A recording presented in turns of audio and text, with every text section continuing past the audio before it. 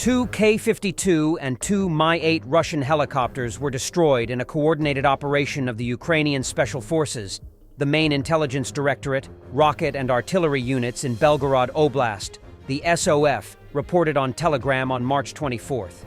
Himars strikes hit a Russian camouflaged position behind enemy lines set up for rapid movement of the aircraft or for surprise attacks on Ukrainian positions. K-52s are reconnaissance, command, and control attack helicopters, while Mi-8s perform transport and ground operations. On March 18th, Russian propaganda began circulating reports that the Ukrainian military had launched new offensives along the border with Russia's Belgorod Oblast, a claim denied by Ukraine's National Security and Defense Council. Geolocated photos from March 19th indicated that Ukrainian forces had advanced along the international border south and southwest of the Russian village of Demidovka and southwest of the village of Grafovka. This is now Russia's worst nightmare come true. They spent 7 months trying to expel Ukrainian forces from Kursk, suffering tens of thousands of casualties in the process.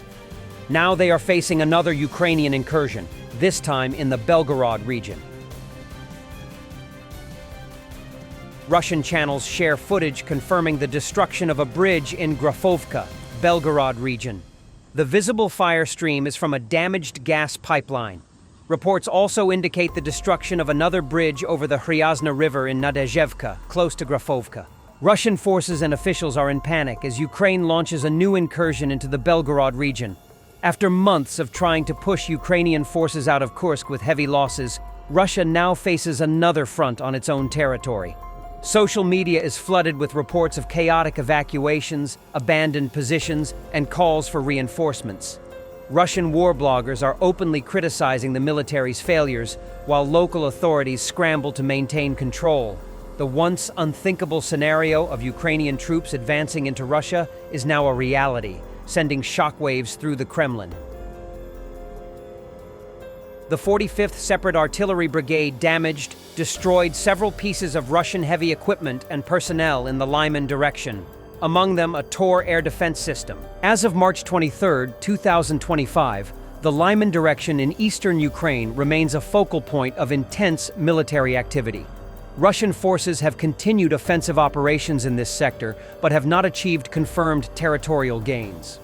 Unverified reports from Russian military bloggers suggest minor advances near Novolyubivka and west of Ivanovka, both located northeast of Lyman.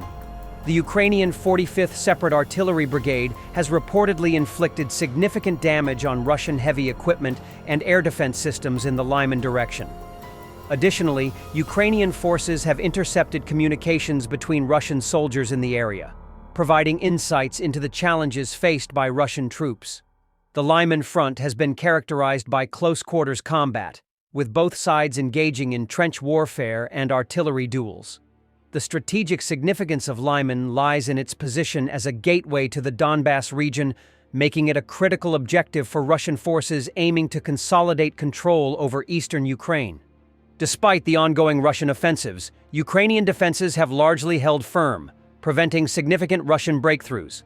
The situation remains dynamic, with both sides preparing for potential escalations as the conflict continues.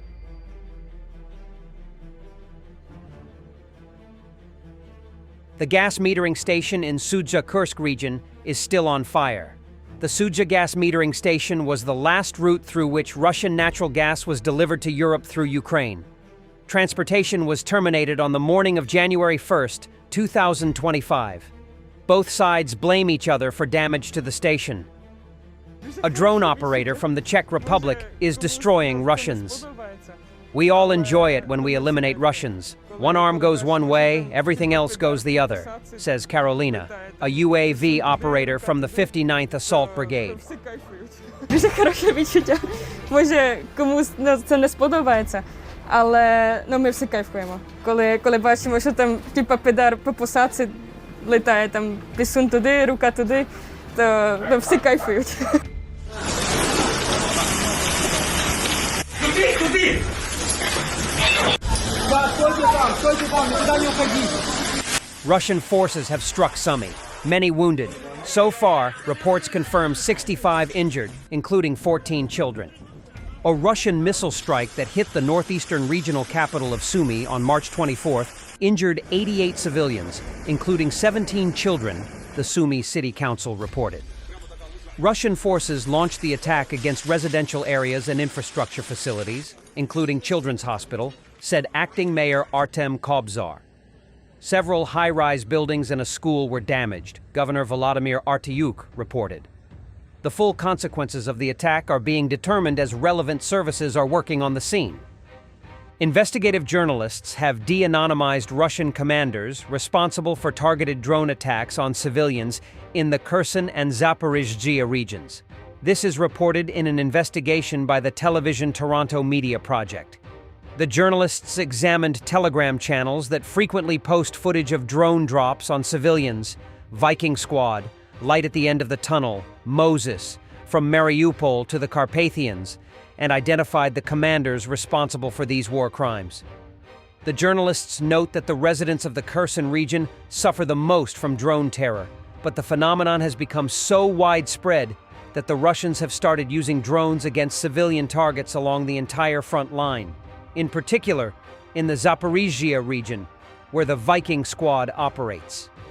Thanks to the symbolism used by this unit, journalists were able to determine that it is part of the 22nd Separate Guards Special Purpose Brigade of the Main Directorate of the General Staff of the Armed Forces of the Russian Federation, based in the Aksaysky district of the Rostov region. After analyzing photographs, correspondence, and leaked Russian databases, it was determined that the unit commander is Yegor Vladimirovich Afanaskinkov, born in 1984. It is reported that he is registered at the address 76B Koroshevskoye Chaussee, the address of the Main Directorate of the General Staff of the Armed Forces of the Russian Federation. In 2006, he graduated from the Cherepovets Military University of Radio Electronics with a degree in radio engineering. One of the channels specializing in the terror of Kherson, Light at the End of the Tunnel, belongs to the reconnaissance units of the 8th Artillery Regiment, based in Crimea, in the village of Perevalne. The channel is run by a person with the call sign Malakit, who is also the unit commander. Journalists have determined that this call sign belongs to Sergei Viktorovich Yordan, born in 1983. In 2024, Russian invaders struck the Kherson region 1.5 times more often than in 2023, reported Oleksandr Prokudin, head of the Kherson Regional Military Administration. In particular, in 2024, the Russian invaders fired 218,000 shells at the Kherson region, which is 63% more than a year earlier. In 2024, 2,187 people were injured or killed by Russian shelling. And since August 2024, the Russians have been using drones to attack civilians on a massive scale. Thus, from August to the end of 2024, almost 12,000 attacks by enemy UAVs were carried out, which ended the lives of 54 people, and another 609, including 8 children, were injured. In January 2025, 154 residents of Kherson were injured by Russian shelling, and 16 were killed. In February, 13 civilians were killed, and 113 others were injured. Thanks for watching, and don't forget to subscribe. Also, if you want to support Warthog Defense, please become our member and get early access to new videos, exclusive members-only videos, and become administrator in comment section. The membership link is in the description. Rescues every day. We had a guy last week at 6 rescues in 6 days. You know, he's doing the job every day.